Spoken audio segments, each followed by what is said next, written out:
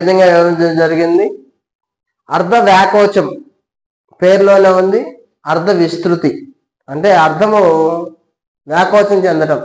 పూర్వకాలంలో ఒక పదానికి తక్కువ అర్థం ఉంటే ఇప్పుడు పెరగటం. అర్ధ సంకోచం అర్థం ఏమైపోయిందా, తగ్గిపోయింది.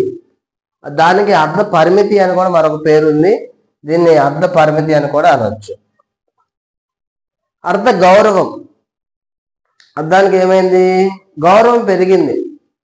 పూర్వకాలంలో సాధారణ అర్థంలో వాడేవాళ్ళు, ఇప్పుడు అర్ధ గౌరవం పెరిగింది కాబట్టి అర్ధ సౌమ్యత, అర్ధోత్కర్ష అని కూడా చెప్పడం జరుగుతుంది. అర్ధ గ్రామ్యత అర్థానికి అర్థం తగ్గిపోయింది. అర్ధాపకర్ష దానికి అర్ధాపకర్ష అని కూడా పేరు. సభ్యోక్తి సభలో ఉన్నప్పుడు లేదా నలుగురిలో ఉన్నప్పుడు కొంచెం గౌరవంగా మాట్లాడగలగటం.